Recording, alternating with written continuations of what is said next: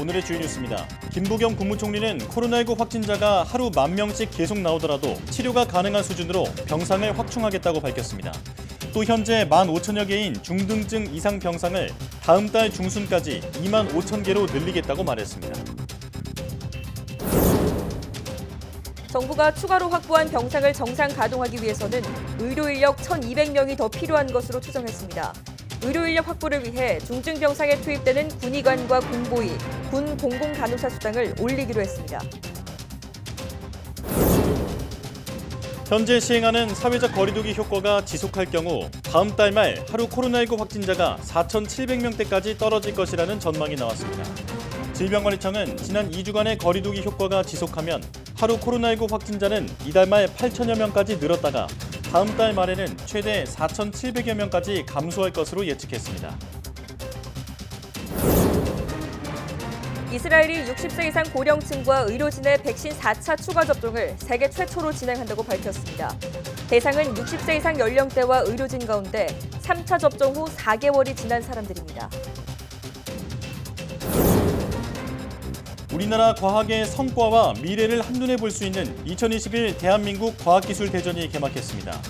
과학대전에는 인공지능과 첨단 바이오 등 10대 국가 필수 전략 기술이 전시되며 저명 과학기술인이 참여하는 과학 강연회와 온 가족이 함께 즐길 수 있는 과학체험 행사도 함께 진행됩니다.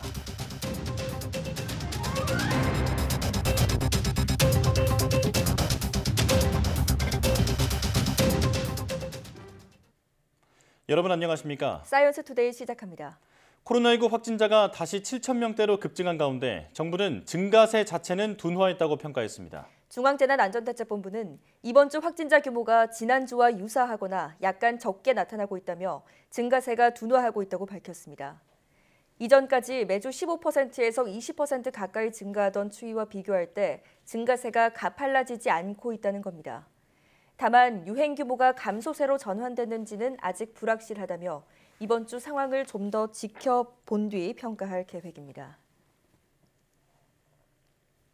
코로나19 새 변이 바이러스인 오미크론 감염자가 모두 234명으로 늘었습니다. 중앙방역대책본부는 22일 0시 기준 국내 오미크론 감염 환자가 7명 추가돼 누적 234명이라고 밝혔습니다. 신규 감염자 가운데 3명은 국내 감염, 4명은 해외 유입입니다. 여행지별로 보면 미국과 영국, 프랑스, 카메룬에서 온 입국자가 각각 1명입니다. 지역사회에서는 해외 입국자를 기점으로 오미크론 N차 감염이 잇따르고 있습니다. 가장 규모가 큰 집단 감염은 인천 미추홀구 교회 관련입니다. 방역당국은 지금 시행하는 사회적 거리두기 효과가 지속될 경우 내년 1월 말이면 하루 코로나19 확진자가 4,700명대까지 떨어질 것이라고 전망했습니다. 질병관리청은 지난 2주간의 거리두기 효과가 계속되면 하루 코로나19 확진자는 이달 말 8,000여 명까지 늘었다가 다음 달 말에는 최대 4,700여 명까지 감소할 것으로 예측했습니다. 반대로 거리두기 효과가 떨어질 경우 내년 1월 말 하루 코로나19 확진자는 최대 8,400여 명까지 증가할 것으로 예측했습니다. 질병관리청은 다만 이번 전망치는 최근 전 세계적으로 빠르게 확산하고 있는 코로나19 새 변이 오미크론의 영향이 크게 반영되지 않은 것으로 오미크론 확산세가 커지면 이런 전망치를 크게 웃도는 확진자가 나올 가능성도 있다고 설명했습니다. 정부는 코로나19 신규 확진자가 하루 10,000명에 달해도 치료가 가능한 수준으로 병상을 확충하겠다고 밝혔습니다. 김부겸 국무총리는 코로나19 중대본 회의를 주재한 자리에서 이같이 말했습니다. 김 총리는 이를 위해 현재 15,000여 개인 중등증 이상 병상을 내년 1월 중순까지 10,000여 개 더 확보해 총 25,000개로 늘리겠다고 강조했습니다. 구체적인 실행 계획으로는 국립중앙의료원과 서울의료원, 보훈병원 등 일부 공공병원을 비워서 코로나 전담병원으로 전환하겠다고 설명했습니다. 또 중환자 치료 역량 강화를 위해 서울대병원 등 국립대 병원에서 300개 이상의 중증 병상을 추가로 확충하겠다고 덧붙였습니다. 코로나19 환자 하루 10,000명을 감당할 수 있는 병상 확충 계획을 발표한 정부가 의료 인력 지원책도 내놨습니다. 중앙재난안전대책본부는 의사 104명, 간호사 1,107명 등 모두 1,200명 수준의 의료 인력을 충원해야 추가로 확보한 병상을 정상 가동할 수 있다고 추정했습니다. 의료 인력 확보를 위해 신규 군의관과 공중보건의 가운데 내과 계열 전문의의 훈련소 입소 시기를 늦추고 훈련 기간을 단축하거나 취소해 코로나19 중환자 진료 병원에 지원하기로 했습니다. 중증 병상에 투입되는 군의관과 공보의, 군 공공간호사 수당도 올리기로 했습니다. 이외 병원 기존 인력에 대한 처우도 개선해 업무 난이도에 따라 수당을 차등화하기로 했습니다. 국공립병원이 코로나19 진료에 집중함으로써 기존 이용층인 의료 취약계층의 피해가 불가피하다는 우려에 대해 정부는 취약계층을 위한 최소한의 진료는 유지한다고 밝혔습니다.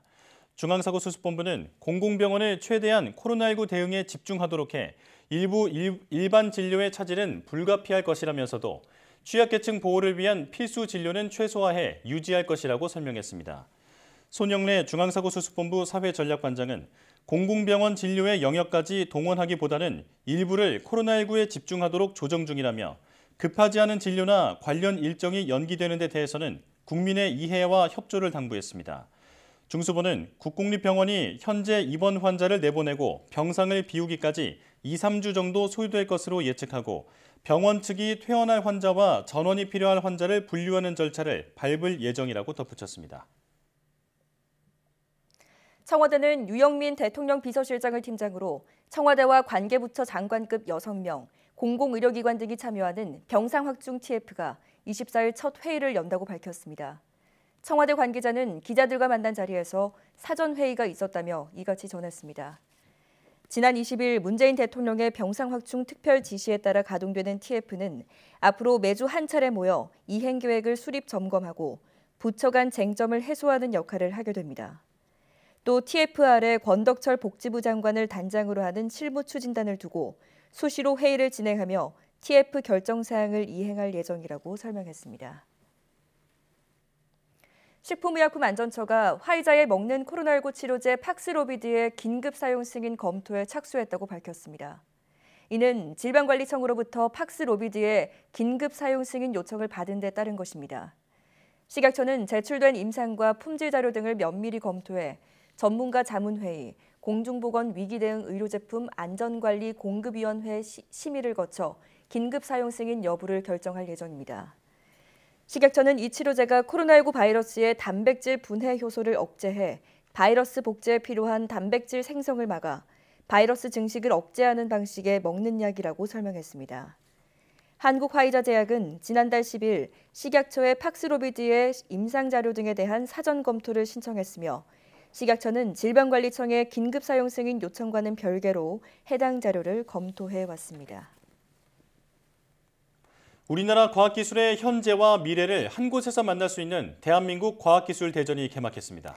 2년 만에 열린 오프라인 행사였는데 방역수칙 강화로 전시관 주요 체험이 온라인으로도 만날 수 있어 안전한 관람이 가능했습니다. 취재의 양혜영 기자입니다. 국내 기술로 개발한 양자 컴퓨터입니다. 극저온에서만 구동되는 기존 양자 컴퓨터와 달리 상온 작동이 가능한 것으로 세계에서 두 번째로 개발에 성공했습니다. 연구진은 앞으로 신약과 신소재 개발에 활용할 수 있도록 연산 속도를 높여 세계 최고 수준에 올라간다는 계획입니다. 2021 대한민국 과학기술대전 개막식을 시작하겠습니다.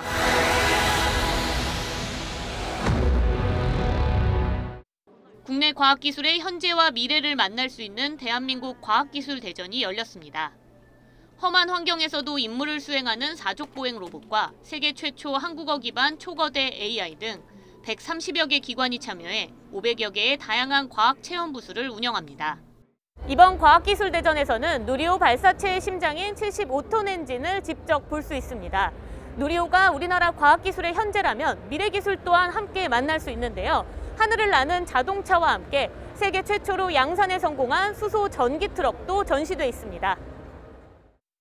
과학기술 발전을 위한 정부의 투자와 연구자분들의 노력은 국민 여러분들의 관심과 지지가 있어야 더 큰 결실로 이어질 수 있습니다. 오늘 우리 과학기술의 발전과 그 성과를 직접 체험하시면서 과학기술로 혁신으로 열어가는 대한민국 새로운 100년의 길을 함께해 주시기를 기대합니다. 2년 만에 오프라인 행사로 열린 이번 과학기술대전에서는 청소년의 과학적 호기심을 해결할 수 있는 체험형 부스부터 전문가와 함께하는 각종 포럼도 열립니다. 이번 대한민국 과학기술 대전은 우리 주제에서 보여줬다시피 국민들로 하여금 대한민국의 미래를 좀 상상할 수 있는 기회를 주신다는 차원에서 오프라인으로 좀 과감하게 준비를 했고 또 방역도 철저하게 준수하면서 이번 행사는 특히 강화된 방역 수칙을 준수해 접종 증명이나 음성 확인서를 확인하는 방역 패스를 도입했으며 사전 예약제를 통해 입장객 인원 제한을 시행하고 있습니다. 다채로운 과학 콘텐츠를 한자리에서 만날 수 있는 대한민국 과학기술대전은 오는 24일까지 일산 킨텍스에서 계속됩니다. YTN 사이언스 양우영입니다.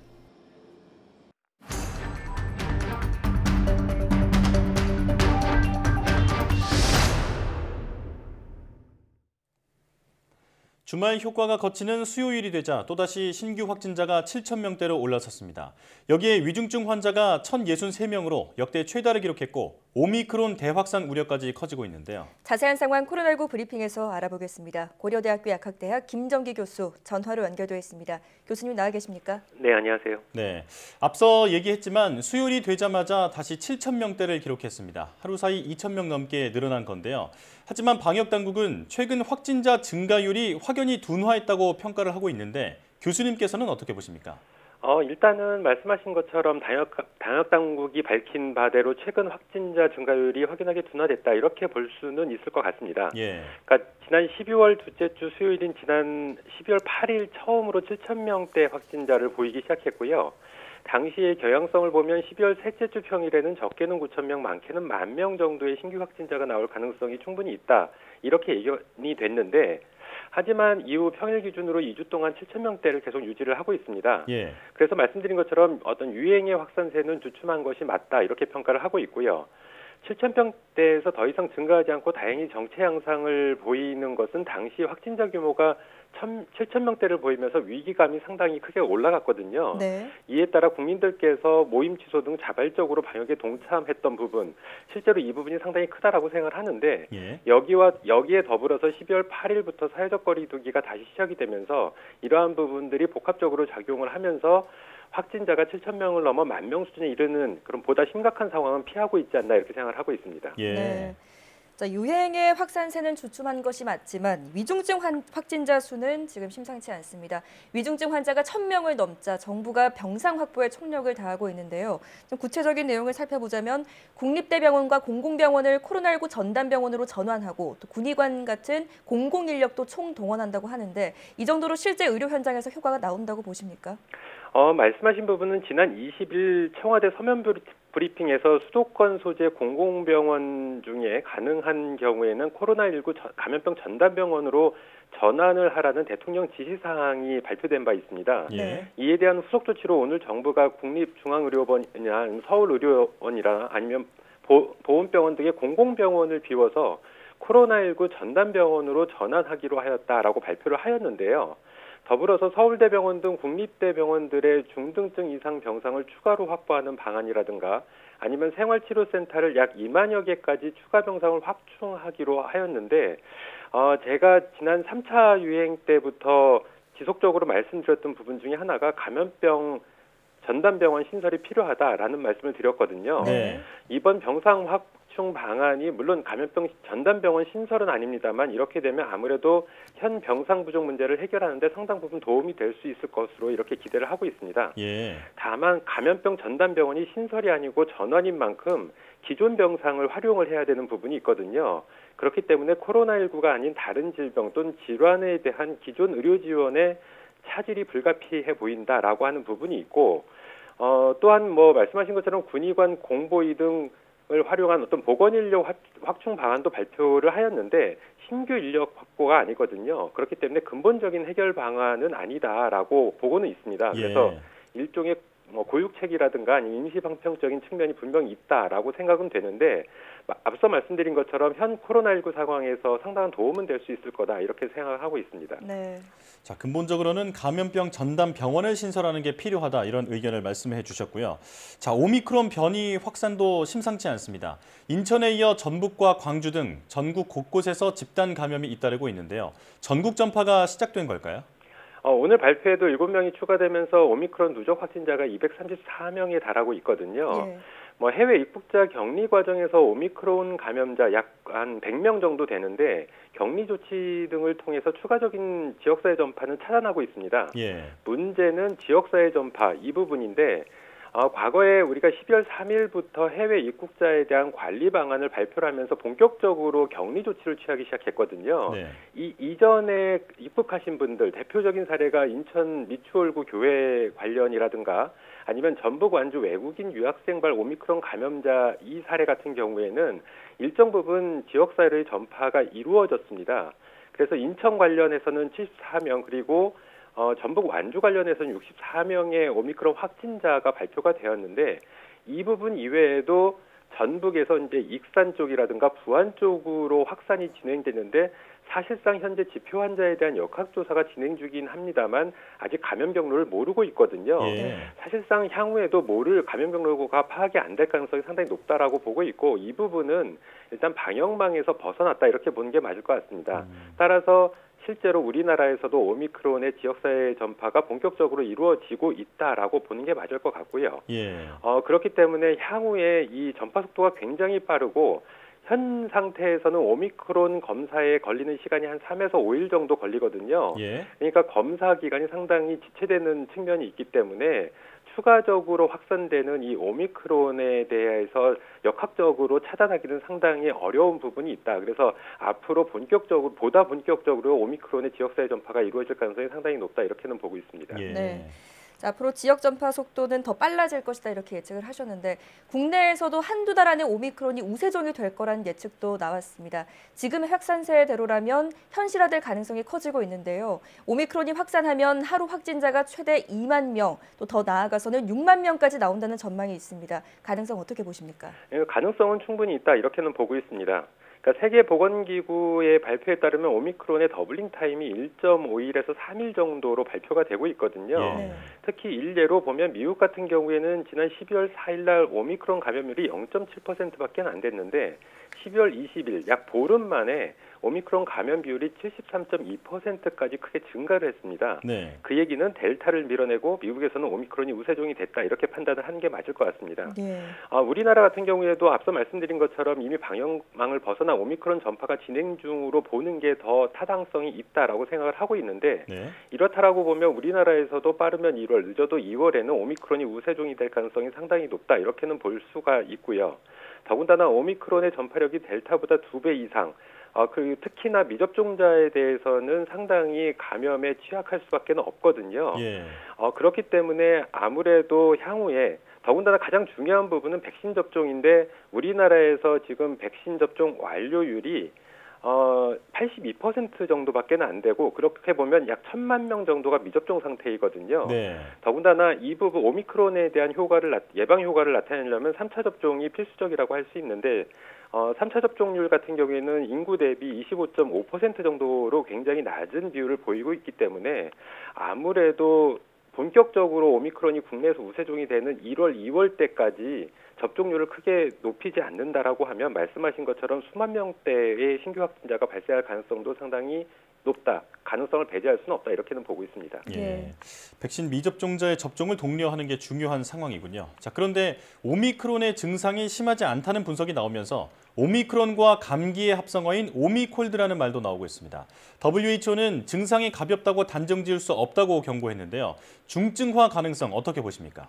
일단 지금까지 나와 있는 오미크론의 병원성 관련돼 있는 부분은 초창기의 연구 데이터가 주로 남아공이나 일부의 영국 연구진에서 나오고 있었거든요. 예. 근데 해당 연구 결과들은 병원성이 델타보다는 약해 보인다라고 얘기를 하고 있고 미국 연구팀 같은 경우에 앞서 말씀하신 것처럼 이 오미콜드라는 용어가 나온 계기가 오미크론의 유전자 염기서열상에 감기 코로나 바이러스의 일부 유전자가 포함되어 있거든요. 네. 근데 이 부분이 재조합에 의해서 발생했을 가능성이 있다라고 제기를 하고 있습니다만 제 개인적으로 볼 때는 이게 하나의 변이 과정 중에 나타난 것이지 재조합은 아닐 가능성이 좀 높아 보인다라는 생각을 갖고 있는데 예. 어쨌든 이 부분은 차치하고 이러한 부분들 때문에 오미콜드 그러니까 감기로 치부하는 그런 용어들이 나오고 있습니다. 근데 실제로 영국 같은 경우에는 현재까지 12명의 사망자가 발생을 했고 미국이나 이스라엘 같은 경우에도 사망 사례가 발생을 하고 있거든요. 예. 그러니까 오미크론의 병원성은 여전히 불확실성이 상당히 많다 이렇게 보는 게 맞을 것 같습니다. 그렇기 때문에 아직은 경미하다라고 단정짓기는 어렵다 이렇게 보고 있고 네. 병원성이 델타보다 약간 낮아 보이는 것 중에 하나는 또 백신 접종 효과도 분명히 있다. 위중증 사례를 상당히 줄여주는 효과도 분명히 있거든요. 네. 그렇기 때문에 병원성 자체가 약해졌다라고 단정짓기는 어렵다 이렇게는 보고 있습니다. 네. 근데 향후에 델타처럼 항체 수준이 낮아지면 또한 다수의 위중증 환자가 발생 가능성이 있고 고령층이나 기저질환자들 특히 백신 미접종자에 대해서는 위중증 사례가 급증하거나 사망 사례가 발생을 할 가능성이 충분히 많거든요. 예. 그렇기 때문에 아직은 섣부른 판단은 위험하다 이렇게는 보고 있습니다. 예, 오미크론 중증화 가능성에 대해서는 앞으로 좀 더 지켜봐야겠습니다. 현재 오미크론 변이 확인까지 3일에서 5일이 걸리고 확진자 증가 속도도 워낙 빠르다 보니까 역학조사에 어려움이 많은 상황인데요. 그런데 오미크론 판별용 국산 진단 키트가 다음 주쯤에 보급될 예정이라고 하더라고요. 오미크론 확산 저지에 중요한 역할을 할 수 있다고 보십니까? 만약에 오미크론이 국내에서 지역사회 전파가 시작이 안 됐다라고 가정을 한다라고 하면 이 오미크론 판별용 진단키트는 역학조사에 큰 도움이 될 거다. 이렇게 되면서 지역사회 전파 시점을 상당히 늦출 수 있다. 이렇게 생각을 하고 있는데 네. 앞서도 말씀드린 것처럼 이미 우리나라에서도 지역사회 전파가 진행 중이다라고 보는 게 더 맞다라고 생각을 하고 있습니다. 여하튼 오미크론 판별용 진단키트가 본격적으로 보급이 된다라고 하면 일단 지금 시점에서는 지역사회 전파를 원천적으로 차단할 수는 없지만 다만 전파 속도를 다소 늦출 수는 있다라는 점에서 의미는 있다라고 생각을 하고 있습니다. 네. 다만 한 가지 이 향후 1, 2월 사이에 국내에서도 오미크론이 우세종이 된다라고 하면 오미크론 판별용 진단 키트는 사실상 더 이상 의미는 없게 되고요. 왜냐하면 대부분이 다 오미크론 감염자이기 때문에 예. 어찌됐든 지금 시점에는 일정 부분 도움이 될 거다 이렇게는 판단을 하고 있습니다. 예. 자, 오미크론 증세가 심하지 않다는 분석이 있기는 하지만 결코 방심해서는 안 되겠습니다. 여기까지 듣겠습니다. 코로나19 브리핑 고려대학교 약학대학 김정기 교수와 함께했습니다. 교수님 고맙습니다. 네, 감사합니다.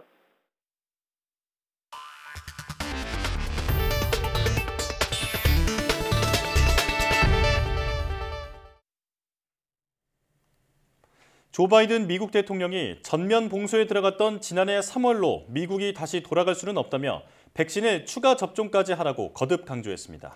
질병통제예방센터 CDC는 오미크론 확산이 신규 감염자 최고 발생 기록을 갈아치울 수도 있다고 경고했습니다. 워싱턴 강태욱 특파원의 보도입니다.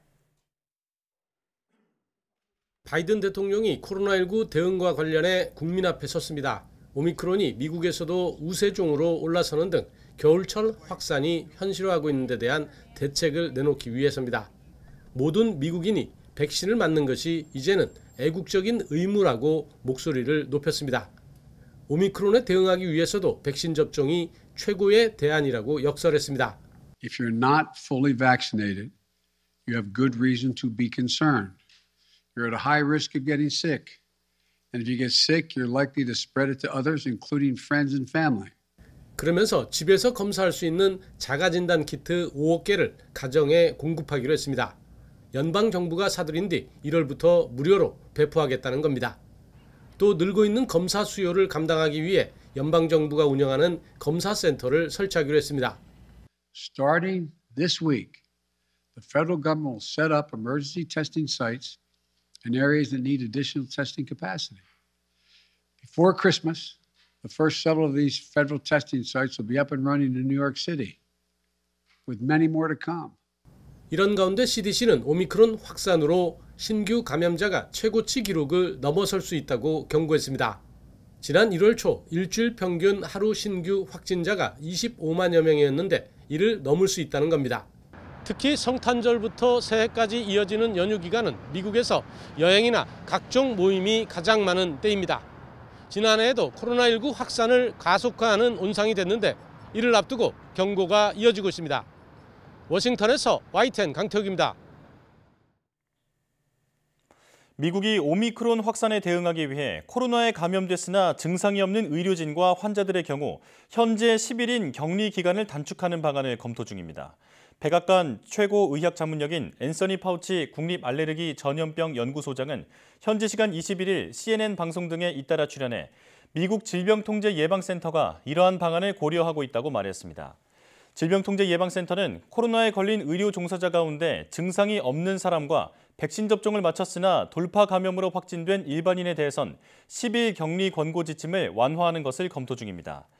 파우치 소장은 코로나 신규 환자와 입원자가 늘면서 의료 시스템에 부담이 가중될 것으로 예상됨에 따라 무증상 의료진이 신속히 현장에 복귀할 수 있도록 하는 방안을 논의 중이라고 말했습니다. 최근 코로나19가 급증하는 미국 뉴욕시가 추가 접종 촉진을 위해 현금을 내걸었습니다. 빌 더블라지오 뉴욕시장은 현지 시각 21일 기자회견을 통해 연말까지 부스터샷을 접종하는 시민들에게 현금 $100를 지급하겠다고 밝혔습니다. 더블라지오 시장은 지난해 뉴욕시의 각종 영업금지 등을 언급한 뒤 다시 그런 상황을 반복할 수 없다고 강조했습니다. 뉴욕주는 백신 접종 주민에게 최고 $500만, 우리 돈으로 59억 원이 걸린 복권을 주기도 했습니다. 코로나19 새 변이인 오미크론이 무서운 기세로 확산하자 이스라엘이 세계에서 처음으로 4차 백신 접종을 실시하기로 했습니다. 기존 부스터샷만으로는 오미크론을 막는 데 한계가 있다고 보고 고령층과 의료진을 대상으로 조만간 4차 조사를 맞도록 하겠다는 계획입니다. 이광엽 기자의 보도입니다. 코로나19 3차 추가 접종을 가장 먼저 시작했던 이스라엘이 이번엔 4차 접종도 선제적으로 나섰습니다. 이스라엘 백신 자문위원회는 60세 이상 고령자와 의료진에 대한 백신 4차 접종을 권고했습니다. 나프탈리 베네트 이스라엘 총리는 이러한 권고를 환영하면서 의료관리기구 등에 즉각 4차 접종을 준비하라고 지시했습니다. 이에 따라 60세 이상 고령층과 의료진은 3차 접종 뒤 최소 4개월이 지나면 또 한 번 주사를 맞을 수 있게 됐습니다. 베네트 총리는 오미크론 극복에 도움이 되는 4차 접종에 신속히 응해달라고 촉구하면서 다른 나라들도 뒤를 따를 것이라고 말했습니다. 이번 선언은 기저질환을 앓던 이스라엘 60대 남성이 오미크론에 감염된 뒤 처음으로 숨진 사례가 발생한 가운데 나왔습니다. 이스라엘의 최근 신규 확진자는 2개월 만에 최대인 1,300명대를 기록했고 백신 접종자의 돌파 감염이 절반가량 차지합니다. המספרים עדיין לא גבוהים, אבל זה וריאנט מדבק ביותר ובקצב הכפלה של כל יומיים שלושה, כמו שאנחנו רואים בכל העולם, ניתן לומר שהגל החמישי החל. 부스터샷 접종자마저 돌파 감염 사례가 늘면서 다른 나라들도 면역력이 약한 고령층 위주로 4차 접종을 검토할 가능성이 있습니다. 하지만 4개월에서 6개월 주기로 한 잦은 백신 접종이 국민 피로도를 높일 수밖에 없다는 점에서 4차 접종은 뜨거운 논란을 부를 것으로 보입니다. YTN 이광효입니다. 이스라엘이 고령층과 의료진의 코로나19 백신 4차 접종을 권고한 것과 관련해 정부는 4차 접종 시행을 아직 검토하고 있지 않다고 밝혔습니다. 코로나19 예방접종 대응추진단은 현재 국내에서는 고령층을 중심으로 3차 접종을 적극 진행하고 있다며 이후에 4차 접종 도입 여부를 살펴보겠다고 밝혔습니다. 이 과정에서 먼저 4차 접종을 권고한 이스라엘의 진행 상황을 확인하고 4차 접종의 효과성이나 안전성, 백신 수급 상황 등을 종합적으로 고려할 필요가 있다고 설명했습니다. 정부는 관련 자료가 축적되면 전문가 자문을 받은 뒤 필요한 절차를 거쳐 4차 접종 여부를 결정할 방침입니다. 덴마크와 영국 등 오미크론이 우세종으로 바뀐 유럽 국가가 잇따르고 있습니다. 제약사 모더나는 몇 주 내로 오미크론 백신 개발에 착수할 수 있을 것으로 내다봤습니다. 이종수 기자입니다. 세계보건기구 WHO는 유럽에서 덴마크, 포르투갈, 영국 등에서 오미크론이 우세종이 됐다고 밝혔습니다. 이어 몇 주 내로 오미크론이 유럽의 더 많은 국가에서 우세종이 돼 의료 시스템을 더 압박할 것이라고 우려했습니다. 마그누스 호이니케 덴마크 보건부 장관은 현지 시간 21일 덴마크에서 오미크론 감염은 지배적이며 늘고 있다고 밝혔습니다. 하루 사이에 신규 확진자가 13,558명 발생했으며 이 가운데 적어도 500명은 재감염됐습니다.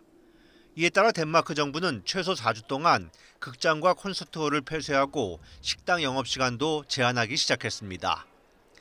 영국은 오미크론 변이로 피해가 큰 식당 등 사업체에 10억 파운드, 우리 돈 1조 5,800여 원을 추가 지원하기로 했습니다. 리시 수낙 영국 재무장관은 연중 최고 성수기에 오미크론이 덮쳐 손실을 본 약 20만 개 사업체가 지원을 받을 수 있다고 말했습니다. 이런 가운데 미국 제약사 모더나의 최고 경영자가 몇 주 내로 오미크론 백신 개발에 착수할 수 있을 것으로 전망했습니다. 스테판 방셀 모더나 CEO는 오미크론 변이에 대해서는 약간의 수정이 필요할 뿐이라며 내년 초 임상시험을 시작할 수 있기를 바란다고 밝혔습니다. 다만 미국 식품의약국 FDA 등 주요 국가 의약품 규제 당국이 관련 자료를 더 요구할 경우 최소 3개월이 추가로 소요될 수 있다고 전했습니다. 이에 대해 유럽의약청은 오미크론 백신이 필요하다는 증거는 아직 없다는 입장을 밝혔습니다. Now let me stress, there's no answer yet on whether we will need an adapted vaccine with a different composition to tackle this or any other emerging variant. 오미크론 확산에 독일 예방접종위원회는 2차 접종을 마치고 석 달 이후부터 부스터샷 접종을 권고했습니다. YTN 종수입니다. 다국적 제약사 아스트라제네카도 영국 옥스퍼드 대학과 함께 오미크론에 대응하는 백신 생산에 착수했다고 밝혔습니다. 현지 시각 21일 로이터 통신 등에 따르면 아스트라제네카는 옥스퍼드 대학교와 함께 오미크론 변이에 대응하는 백신 생산 예비 단계에 돌입했다고 발표했습니다. 옥스퍼드대 연구진인 샌디 더글러스 박사도 언론과의 인터뷰에서 이같이 밝히고 아데노바이러스 기반 백신은 이론적으로 어떤 변이종에도 재빨리 대응할 수 있다고 강조했습니다. 아스트라제네카와 옥스퍼드대가 개발한 코로나19 백신은 화이자, 모더나 등의 mRNA 방식 백신과 달리 침팬지의 아데노바이러스를 디옥시리보핵산 전달체로 이용하는 방식입니다. 올 초 코로나19 대확산을 겪은 인도에서 새로운 변이인 오미크론의 확진자 수가 200명에 이르자 당국이 비상 대응에 나섰습니다. 더 힌두 등 현지 언론에 따르면 인도 연방정부 보건부는 각 지방정부의 오미크론 확산에 대비해 야간 통행 금지, 감염 지역 관리 조치 등을 준비하라고 지시했습니다. 현재 인도의 일일 신규 확진자 수는 10,000명 미만으로 41만 명을 넘었던 지난 5월과 비교하면 확산세가 크게 꺾였지만 오미크론으로 확진자가 다시 늘어나며 비상조치에 돌입했습니다. 인도의 백신 접종 비율은 전체 인구의 40% 수준으로 백신 접종 완료율 80%가 넘는 포르투갈, 아랍에미리트, 싱가포르 등에 비해 낮은 편입니다. 유럽연합 EU가 역내 자유로운 여행을 위해 도입한 백신 여권의 유효 기간을 백신 접종 후 9개월까지로 단축하기로 했습니다. 오미크론 변이 확산을 막기 위해 부스터샷 접종을 독려하는 한편 일부 회원국의 일방적인 여행 규제로 인한 혼란을 막기 위해서입니다. 이동헌 기자가 취재했습니다. 유럽연합 EU가 역내 자유로운 여행을 위해 지난 7월 도입한 백신 여권의 유효기간을 9개월로 단축하기로 했습니다. EU 집행위원회는 현지 시각 21일 성명을 내고 내년 2월 1일부터 EU 내 여행을 목적으로 하는 백신 여권의 유효기간을 접종 완료 후 270일까지로 제한하기로 했다고 밝혔습니다. What today's decision adopted by the Commission does, it harmonizes the acceptance period of EU digital COVID certificates of vaccination certificates. 270일의 기간을 회원국이 임의로 늘리거나 줄일 수 없습니다. EU의 이 같은 조치는 먼저 오미크론 변이 확산을 막기 위해 역내 부스터샷 접종을 독려하기 위해서입니다. 내년 6월부터 백신 접종 완료 후 9개월이 지나면 백신 미접종자와 같은 취급을 받게 됩니다. 또 일부 회원국의 일방적인 규제로 인한 혼란과 불확실성을 피하기 위한 목적도 있습니다. 프랑스는 내년 1월 15일부터 부스터샷을 맞지 않고 7개월이 지나면 자국의 백신 패스를 받지 못하도록 할 계획입니다. 포르투갈과 이탈리아, 그리스 등 7개 나라는 백신을 맞은 여행객들도 출발 전 코로나 검사를 받거나 도착 후 격리를 하도록 하고 있습니다. 그러나 이 같은 일방적 조치는 혼란스러운 과거로의 회귀를 가져올 뿐이라고 EU 집행위원회는 경고했습니다. EU 집행위는 이번 결정이 전문가들의 자문을 받은 것으로 대다수 회원국의 지지를 받고 있다고 밝혔습니다. YTN 이동원입니다. 일본 후쿠시마 원전 오염수 방류가 2023년 4월 이후 시작될 것으로 보입니다. 아사히 신문은 후쿠시마 원전 운영사인 도쿄전력이 오염수 해양 방출을 위한 해저 터널 공사를 내년 6월 착공해 오는 2023년 4월 중순쯤 끝내는 계획을 세우고 있다고 보도했습니다. 도쿄전력은 설비 공사 등에 대해 원자력 규제비 승인과 후쿠시마 지역 주민들의 이해를 얻은 뒤 공사를 시작한다는 계획입니다. 도쿄전력이 원자력 규제위원회에 제출한 해양방류 계획서에 따르면 오염수를 정화 처리한 뒤 균일하게 섞어 방사성 물질 농도를 측정하게 되어 있습니다. 그 뒤 100배 이상 바닷물로 희석해 해저 터널을 통해 1km가 떨어진 바다에 방류할 계획입니다.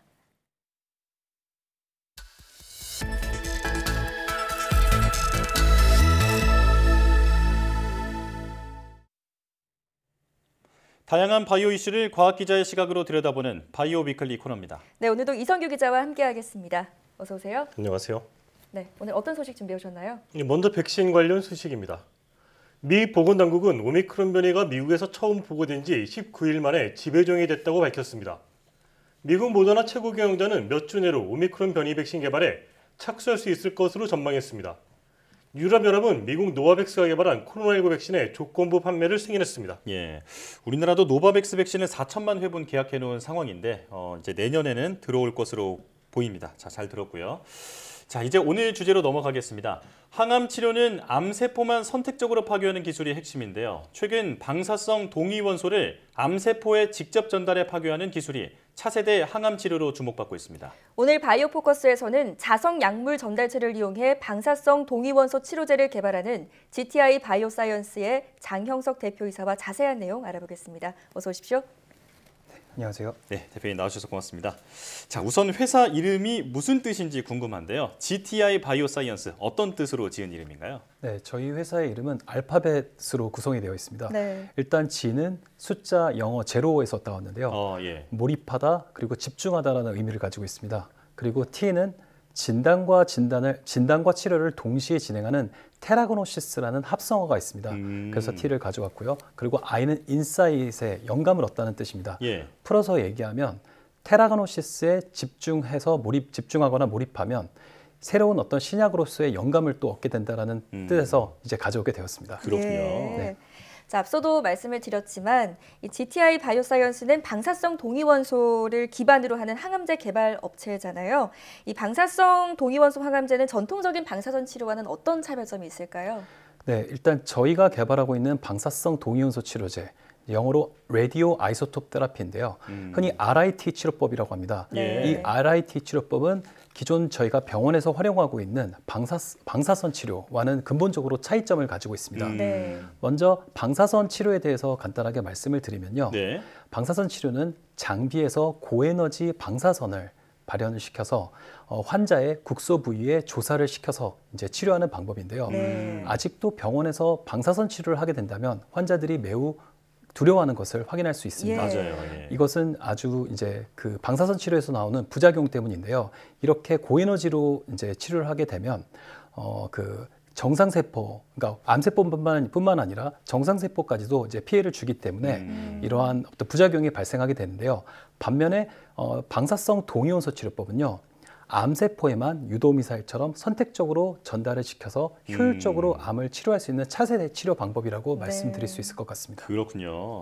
이 방사성 동위원소 치료제는 암세포만 표적해서 공격을 하니까 굉장히 효율이 좋을 것 같은데요. 네. 그런데도 불구하고 단점이 있다면서요? 네, 맞습니다. 현재 방사성 동위원소 치료법은요. 과거에도 새로운 것이 아니라요. 과거에도 한 70년 동안 임상에서 사용되어 오던 방법입니다. 예. 현재 병원에서도 수술이 불가능한 갑상선 암 환자에게 이 방사성 동위원소, 특히 요오드를 활용해서 치료하는 방법을 사용하고 있는데요. 일단 기작을 간단하게 먼저 말씀을 드리면요. 방사성 요오드를 우리가 섭취하거나 혹은 생체 내로 주입을 하게 되면 방사성 동위원소가 표적 항암제 역할처럼 갑상선의 니스 프로테인으로 자동적으로 전달이 되어서 암을 치료하는 방법을 활용하고 있는데요.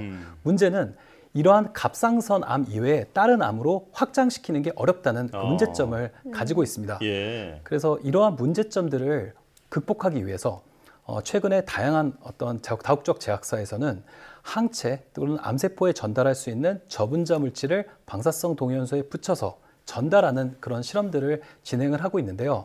아직도 이러한 그 개발된 방사성 동위원소 치료제가 실질적으로 실험을 했을 때 효율이 떨어지는 문제점을 보이기 때문에 네. 아직까지 적응증을 확대하기 어려운 시국에 있었습니다. 예. 그러다가 이제 최근에 이제 노바티스 다국적 제약사죠. 이 노바티스라는 다국적 제약사에서 최근에 루타테라라는 약품으로 이제 전립선암 치료제로 처음으로 이제 내놓게 됐는데요. 어떻게 보면은 두 번째로 이제 임상에서 이제 인증기관에서 승인을 받은 약품이라고 볼 수 있을 것 같습니다. 예. 우리나라에도 최근에 식약처의 인증을 받아서 실제 치료제로 들어온 것을 볼 수가 있는데요. 갑상선암 이후에 처음으로 이제 적응증을 확대해서 전이성 이제 그러니까 전립선암으로 활용한 예라고 볼 수 있을 것 같습니다. 그렇군요. 네. 예, 이를 시작으로 이제 그 다양한 이 전립선암 이외에 간암, 그다음에 폐암, 유방암, 그리고 난소암 같은 다양한 난치성 암을 치료하기 위한 치료제로 개발하려고 하는 것이 전 세계적인 추세입니다. 그렇군요. 예. 이 방사성 동위원소를 우리가 표적화한 암세포에 전달하는 이 전달 기술이 중요하다 이런 내용인데 네, 맞습니다. 이 GTI 바이오사이언스만의 어떤 그 핵심 기술은 어떤 건가요? 저희가 활용하는 기술은요. 저희가 세계 최초로 자성 약물 전달체를 개발하였습니다. 예. 이 자성 약물 전달체의 특징은요. 저희가 치료에 활용하는 방사성 동위원소가 반영구적으로 결합이 되어서 생체 내에 주입되었을 때 떨어지지 않고 실질적으로 암으로 잘 전달될 수 있는 이런 특성을 가지고 있는데요. 여기에다가 이 암세포로 전달할 수 있는 어떤 그 항체나 그런 저분자 물질과 동시에 결합을 하여서 네. 암을 치료하려고 하는 것이 저희의 핵심 기술이라고 말씀드릴 수 있을 것 같습니다. 예. 이 생체에서 이 전달체하고 약물이 떨어지지 않는 거 조금만 더 설명해 줄 수 있을까요? 네.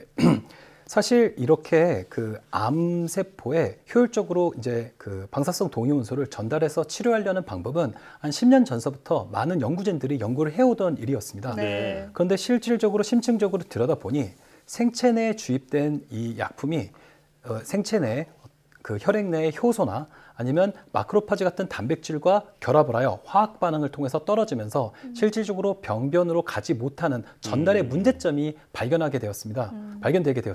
그래서 이러한 문제점을 해결하려고 하는 것이 현재 방사성 의약품을 개발하고 있는 현재 모든 어떤 제약사의 그런 그 고민이라고 말씀드릴 수가 있을 것 같습니다. 예. 자, 이 자성 약물 전달체는 그 말 그대로 자성을 띠는 물질인데 지금 이 GTI 바이오사이언스가 가지고 있는 그 기술 중에 핵심이잖아요. 네네. 네, 그 자성을 이용하면 암 진단 등에도 활용이 가능한 겁니까? 네, 맞습니다. 저희 자성 약물 전달체는요, 암세포로 효율적으로 전달하는 것 이외에도 저희가 병원에서 실질적으로 현재 가서 활용할 수 있는 MRI, CT, 그리고 PET 이런 영상의학 장비에서도 활용이 가능합니다. 네. 그래서 저희가 실질적으로 치료를 하게 되면요, 이러한 진단, 기존에 사용하던 진단 기법과 치료를 동시에 아까 말씀드렸던 것처럼 저희가 테라그노시스라고 말씀을 드렸는데요. 네. 이런 테라그노시스를 그러니까 직접적으로 치료에 접목하기에 가장 최적화된 물질이라고 말씀드릴 수 있을 것 같습니다. 네. 자, GTI 바이오사이언스의 핵심 기술 자성 약물 전달체를 조금 더 자세히 보면 좋을 것 같은데요. 이성규 기자가 현장을 취재하고 왔다고 합니다. 현장 영상 함께 보고 오시죠. 이게 어떤 걸 지금 보여주는 건가요? 이거는 저희 GTI 바이오사이언스의 자성 약물 전달체를 보여주는 거고요. 지금 제가 자석으로 이걸 움직였을 때 나노 입자와 물이 서로 분리되지 않고 한 상처럼 움직이는 것을 보여줍니다. 이게 왜 중요하냐면요. 기존 자성 약물 전달체 같은 경우에는 자성 약물 전달체가 소수성 성격이 큽니다. 그래서 물이나 식염수 같이 수용성 액체에서 서로 상위 분리가 돼서 생체 내에 넣었을 때 상위 분리가 되어 혈관을 막거나 전달하고 싶어하는 타겟까지 못 가는 부작용이 있었습니다. 그런데 저희 자성 나노 입자 같은 경우에는 물이나 혈액 내에서도 분리되지 않고 한 상처럼 이동해서 저희가 원하는 타겟으로 보내는데 굉장히 장점이 있다고 생각합니다. 우리가 나노 약물 전달체는 설명을 들었는데 방사성 동위원소는 어떻게 붙이는 건가요? 저희가 전 단계에서 만든 자성 나노 약물 전달체에 방사성 요오드를 넣고 저희 반응기에다가 수분 내로 반응을 시키면은 저희 자석 나노 약물 전달체에 방사성 원자가 붙어서 저희 최종 드럭이 됩니다. 이 데이터는 뭘 보여주는 건가요? 기존 방사성 의약품의 경우 문제가 표적 물질하고 방사성 동위원소가 분리된 문제가 좀 있습니다. 그런데 저희 자석 나노 약물 전달체 같은 경우에는 방사성 동위원소가 저희 물질에서 떨어지지 않는 장점이 있습니다. 그걸 보여주기 위해서 저희가 요오드 125번을 사용해서 스펙트 데이터를 찍었는데요. 왼쪽에는 저희 경쟁사 제품 같은 경우에는 약물 주입을 하고 1시간 후에 대부분 갑상선 약물 전달체하고 방사성 동위원소가 끊어져서 갑상선으로 가는 것을 볼 수 있는 반면에 저희 약물 전달체 같은 경우에는 간 또는 비장을 통해서 방광을 통해서 빠져나가는 것을 볼 수 있고요. 이 현장 영상까지 봤는데 이 GTI 바이오사이언스의 주요 파이프라인은 어떻게 되나요? 네, 저희가 다양한 암을 이제 치료하려고 현재 개발을 하고 있는데요. 그 중에서도 저희가 암세포에 타겟팅하려는 물질 중에서 폴레이트라는 저분자 물질을 활용하고 있습니다. 폴레이트라는 그 저분자 물질은요, 바이오 마커 중에서 그 FR알파라는 바이오 마커의 오버 익스프레션된 과발현된 암종에서 발현되는 그 바이오 마커인데요. 예. 그 바이오 마커를 타겟팅할 수 있는 저분자 물질이라고 말씀드릴 수 있을 것 같습니다. 네. 이 저분자 이 폴레이트를 타겟팅할 수 있는 그런 암종은 대표적으로 삼중음성 유방암, 그리고 간암, 그리고 난소암, 그리고 폐암 같은 굉장히 난치성 암종들이 포함되고 있습니다. 그래서 저희가 주력으로 먼저 인디케이션으로 삼는 암종은 간암과 먼저 난소암을 현재 타겟에 두고 있고요. 현재 저희가 미국의 주요 전임상 기관과 계약을 맺고, 그리고 현재 미국에 있는 대형 병원들과 같이 협의를 해서 현재 저희가 전임상을 내년 안에 착수할 계획을 세우고 있습니다. 예. 네. 자, 앞으로도 GTI 바이오사이언스의 기술로 부작용은 줄이고 효능은 높이는 난치암 치료 기술을 개발하는 데 힘써 주시길 바랍니다. 네, 감사합니다. 네, 지금까지 GTI 바이오사이언스의 장형석 대표이사 그리고 이성규 기자와 함께했습니다. 오늘 나와주셔서 고맙습니다. 네, 고맙습니다.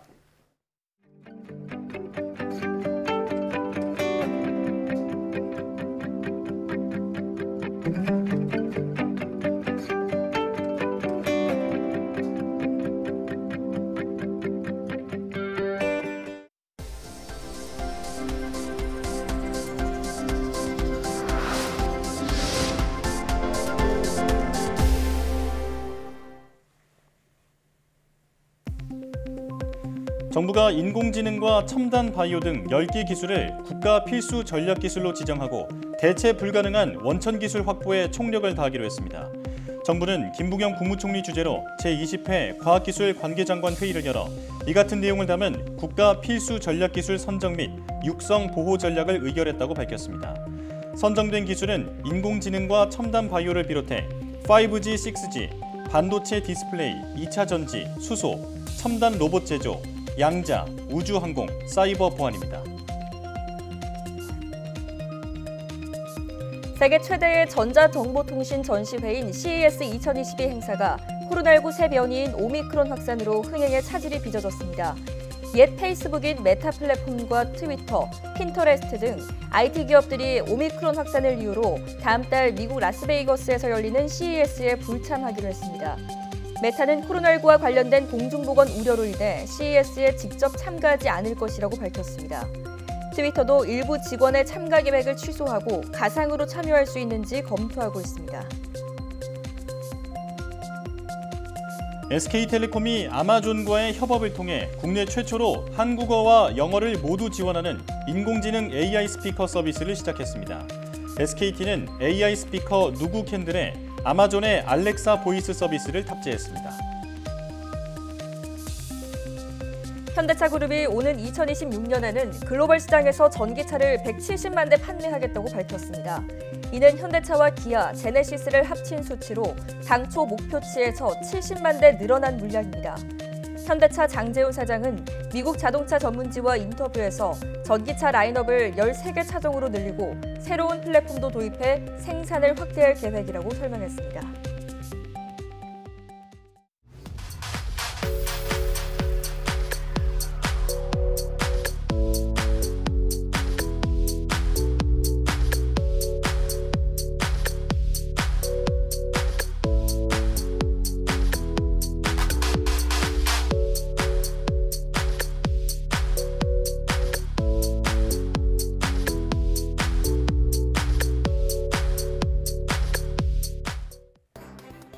우리나라 과학 R&D의 성과와 미래 과학기술을 직접 확인하고 체험할 수 있는 최대 과학축제 2021 대한민국 과학기술대전이 개막했습니다. 세계 전시관 500여 개 부스에서 다양한 전시와 체험 행사가 펼쳐지는데요. 한국형 발사체 누리호의 실물 엔진부터 세계 최고 수준의 인공태양 K-스타 VR 전시까지 많은 볼거리가 준비되어 있습니다. YTN 사이언스도 부스를 마련해 로봇 축구와 홀로그램 쇼, 앵커 체험까지 다양한 프로그램으로 관람객들을 기다리고 있는데요. 많은 참여 바랍니다. 사이언스 투데이 마칩니다. 함께해 주신 여러분 고맙습니다.